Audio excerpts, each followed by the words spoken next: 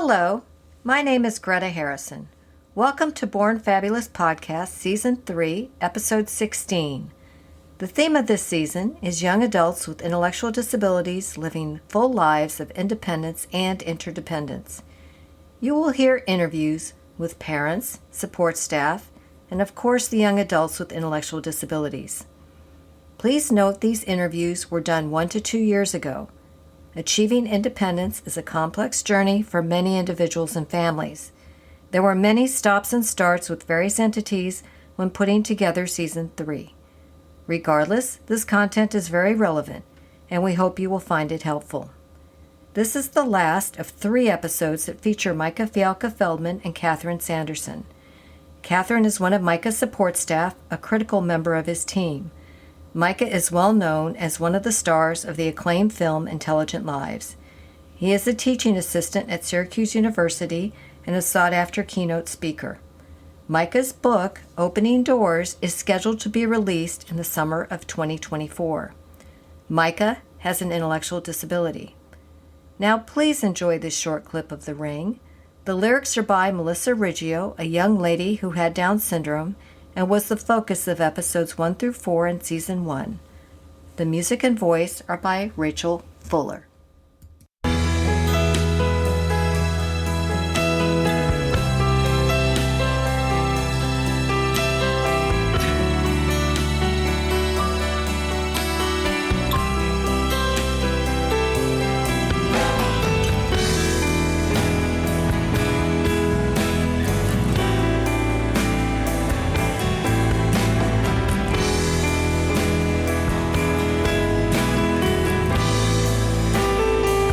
Now let's talk about that circle of support.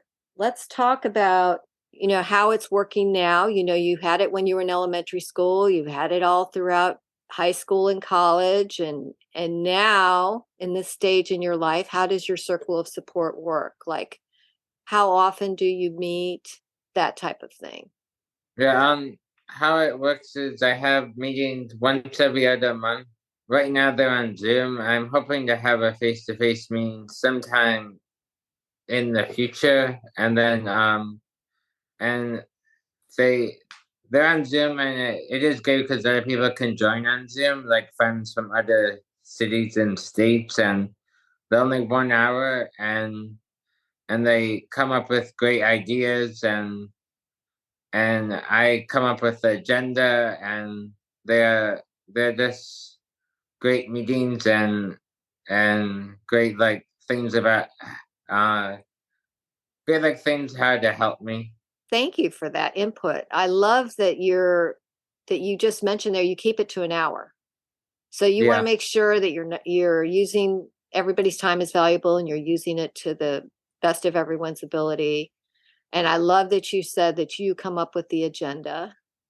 Do you have any support staff in those circle meetings? Yeah, I do. They do come to the meetings, and then my broker and I, she helps me facilitate the meetings, but the staff do come to the meetings. Yeah. Okay. All right. How about your family? Because I know your family is kind of like they're always there for you, but they're also hands off because they want to encourage your independence. So how is your family involved in your circle? Yeah, at the last meeting, my sister and her fiance came, and my parents came. It was nice. They do come, and they do share their thoughts and ideas, and my parents have come to lots of meetings. My sister, she's a principal and she's super busy, but her and her fiance came to it, and she shared some great thoughts too. And I like that you said your parents come to a lot of meetings, and your sister and her fiance were there, but they're not at every meeting, are they? No. Okay. So that's what I meant about the letting go. I mean, they obviously love you so much, but they also are letting you go a bit. So the circle of support is important to you. So if you mentioned, COVID, your roommate situation, when these things pop up, you reach out to your circle, right? I do. Yeah. Sometimes with the roommate situation, I did, but I haven't really told them the whole story. Like I kept it with my staff and broker and parents. It like really happened right the week after the last meeting. I really haven't sent any big updates. Like maybe late. Like I haven't really like I texted you, but I haven't sent out like any mass email to anyone. You haven't been ready to need their supports yet, right? Yeah. Your circle is full of people who care about you and also have really good resources. Oh yeah. That you can tap into for various things in your life, and you just haven't kind of gotten to the point where you're ready for their input, so you haven't needed to call on them yet. You've used that sort of inner bubble of support before you've gone out to your circle. Yeah. And that leads me to my other question, and I know the answer to this, but I'm just asking so everybody else can hear. Your circle is made up with people who obviously have different areas of expertise and different kinds of relationships with you. So if you have a question, a personal question that has to do with maybe dating, there's certain people you would reach out to. If you have a question that deals with your health, there might be others you reach out to. If you have a question that deals with maybe making a change in your living situation, there's others that you would reach out to, correct? I mean, they all have their own. Yeah. Like for if I came for a doctor's appointment, I would go to my staff first because I see them more than some of the staff, and then I would send updates to everyone if I wanted to, but sometimes I share like certain updates, but sometimes I go to my staff and my parents or my broker, and then I go to my circle. You will call upon your circle sometimes if there's an appointment that a staff isn't able to talk to. Yeah. You also, when there's specific health questions that you're wanting other people's input on, you'll reach out to people in your circle, like your recent experience with kidney stones. Right? Yeah. You were wanting to know, and then there were a couple people in your circle that had specific experience to be able to share with you and be checking in with you. And so I think there's always you do have a good inner layer of support, but I think that you really skillfully and smartly use your circle when you need them. And and people are happy to help you in that way. And people are sometimes able to say, no, I'm not available right now, or that isn't an area of expertise for me, and point you in another direction. And that's good. And I wanted to have this conversation so people understood that it's a fluid circle. It's not just you meet every other month. You have relationships with the people who are in this circle. Yeah. And that's what helps you be so strong. And that's what helps you with your voice. They help you get your voice out, right? Yeah. So I don't share my I don't share my personal budget with them, or certain things with my whole circle, or more really private things there, because you're not looking at them as your best friends or your intimate partners. You're looking at them as a structure of support and friendship. So that you don't need to share every personal detail with all of your circle. And that you can utilize their support for the bigger things and broader things. Well, what are some of your goals for the future, Micah? I think right now trying to find a new roommate, keep living in Syracuse, New York, maybe finding a girlfriend when the right time, and just being healthy and just doing the things I'm doing to keep healthy. Okay. All very good goals. All very good goals.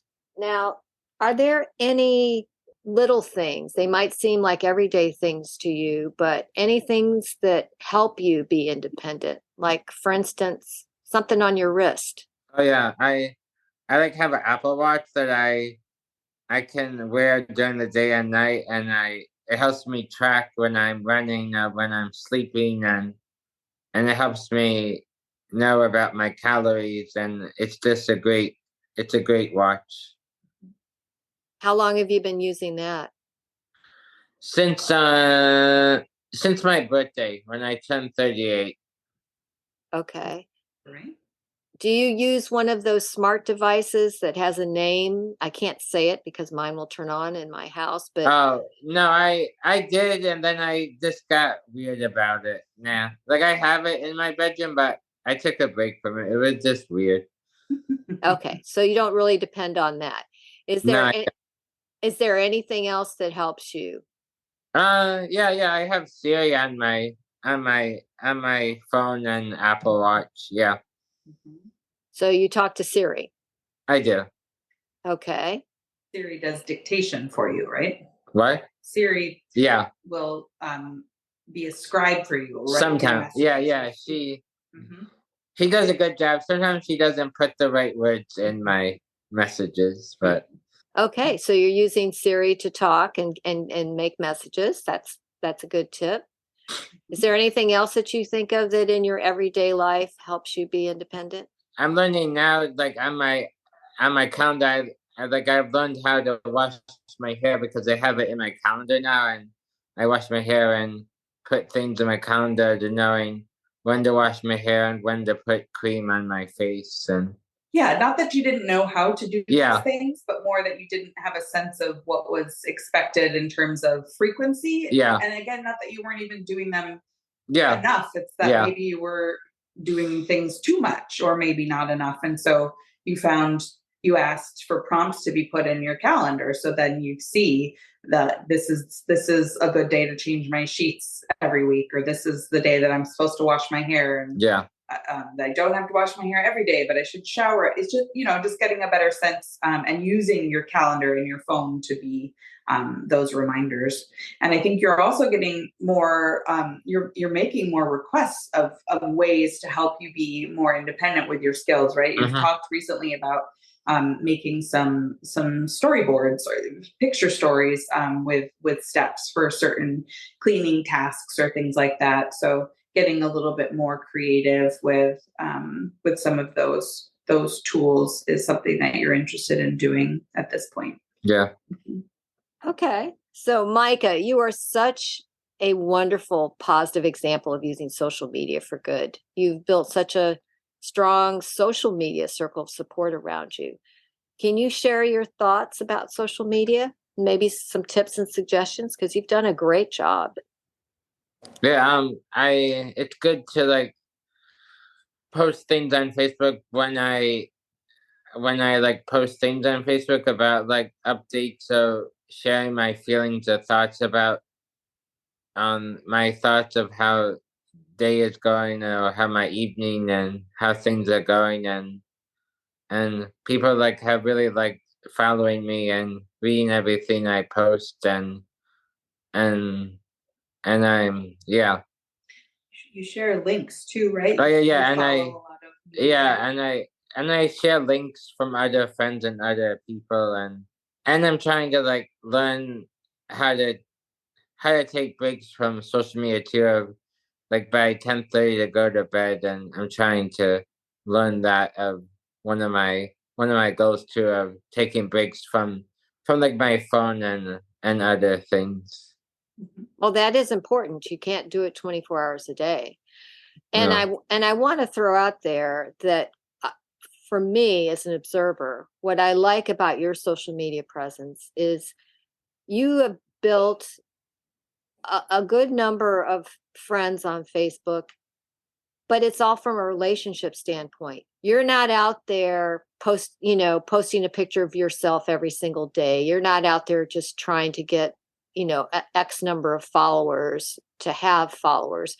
Your friends are there because of relationships. That's what you're trying to build, right? Yeah. And I love that. Every time you post something good or maybe something that's not so good, the genuine love and caring of people comes out. And I think it's wonderful. And I love what you just said about taking a break from social media. And that's very important. So I'm glad that you know that you can't live on there 24 hours a day. And you can only take certain things seriously, right? You can't believe everything you see, and you can't take everything you see seriously, right? Yeah. All right. So let's add one more tidbit that just came up in our organic discussion here about things that help you when you're independent. And you just mentioned something that helps you around the house that you just got. What is that? It's like a robot that will clean the whole house. Oh, that would be wonderful. The floors, though, right? Yeah. Yeah, you've got these beautiful hardwood floors all through your house, and it's a lot to sweep every day. So, yeah. The robo vacuum is gonna do that work for you. You like that? So you like the robo vacuum? Yeah. I'm gonna try it out later on today. But yeah. It's a brand new tool. Yeah. Brand new toy too, right? Huh? Yeah. It's a tool and a toy, I'm sure, right? Yeah. Okay, so do you have any advice for people with intellectual disabilities who want to be independent when they are in their 20s? Because you were independent in your 20s. I was, yeah. Yeah, so think about that. What advice do you have for the people behind you who want to be independent? Advice for the young adults, but also their families, for both. I think making sure they have good circles and good parents and good people that help them and surround them, and asking them if they want to move out of their parents' house or if they want to move to another state or city, or make sure that they have a good job and good people to help them. And you think too about people that don't necessarily have parents that are really capable of supporting people to move out on their own. Yeah. You said to me earlier, just encouraging people to really use their voice and to know that more is possible, and to really advocate and find people around them to help them advocate for what is going to work best in their lives, right? Yeah, and know that like people with disabilities, it's hard to sometimes have a disability because there's like lots of paperwork and lots of things that you have to do as a person with a disability, and with like, and just like making sure that you have a voice when like you go to doctor's appointments and stuff. Very important. Very important. Thank you for that feedback, Micah. That's excellent. Katherine, could you share with us a sweet story that you have either working with Micah or of Micah? Yeah, I guess I am thinking about last summer when we were able to go to the Syracuse Community Choir concert together. That's the community choir is a long-standing local organization that's actually kind of based right here in this neighborhood. Micah, you've sung with them a little bit in the past, is that right? Mm-hmm. And I actually sang with them when I was a little girl, a long time ago, and haven't been to a concert in a long time. Well, of course, they haven't had in-person concerts for a while, but this was an outdoor one last summer. And anyway, Micah put that on my radar and really kept reminding me about it, and that meant that we were able to go together, and we went with my little boy who's 4, and my mom, who Micah knows as well, and then just the amount of people in the audience that knew you and that you knew, and how wonderful it was to see you reconnecting with people that you hadn't seen in quite some time. That was really sweet. And the music was beautiful. And I remember the Ukrainian choir was there too. Mm-hmm. That was a really sweet night. Oh, I can vision that right now. And also everybody knowing Micah, I can see that too. Micah, can you think of a sweet story? Yeah. Oh yeah. I I have one. Just like it's a story, but it's like during like when I had kidney stones, and me and Ash were going to a kidney doctor, and it was the first doctor, and he was just he was making me like overwhelmed because he was like a very like he like used word and like and I think his language for wasn't like first like first like first first like first first first like his language was hard to understand him, but and then me and Ash went to him and it was good for him, and then a couple months later and they were just trying to drag on like when to have the procedure, and then Katherine helped me find like a new kidney doctor that has been like great, and I was just very glad that I was able to find like a new doctor. So you're talking about how Ash and Katherine both helped you through that time when you were uncertain of what was going on, and they helped you speed up the process, and they helped you understand the doctor more, right? And deal with the doctor too. Well, that's not. Well, Katherine, I hope that makes you feel good to know that you're appreciated like that. I think that's sweet. Now, are there any funny stories that either of you have? Funny stories. I mean, we've definitely made each other laugh a fair amount. Yeah, we have. Like she like helped me write a great note right before my roommate moved out. It was a great note that I gave her, and she helped me write like a great note that Was that funny though? No, not funny, but funny. That was sweet. That was sweet, right? That was sweet. Okay. Right. Okay. All right. So at some point on Tuesday, I guess Micah took the garbage out of the kitchen, and then when I came back yesterday, I picked you up after work. Right? We met at the edge of the campus. Yeah. And we drove back here to spend a few hours working together, and we opened the door downstairs, and I said, "Oh my God, what is that smell?" And Micah said, "Oh God, I don't know. What is that?" And then we came up the stairs and opened the door, and oops, there was the trash bag still sitting there. And you said, "Oh, my bad." And we laughed and opened the windows and lit a candle, right? Yeah. Yeah. Okay, that is cute. That is funny. I still remember when I asked you that question about Tori, and when I asked you what was sweet, your answer was going running with her and then getting hot chocolate. And I still have that memory on a cold day, going running and getting hot chocolate. And then for being funny, I remember her saying something about getting out of the car with you, and you not understanding about how she meant to get out of the car or something. And the way you guys just talked with each other was hilarious. So that was cute. So is there anything that I have not asked you that you want to let people know or that you want to talk about? No, I can't think of anything. Okay. Well, Micah, I hope you know how much I truly, truly do care about you and admire you, and I'm so grateful to call you friend. When you send me a text or an email or call me on the phone, it makes my day.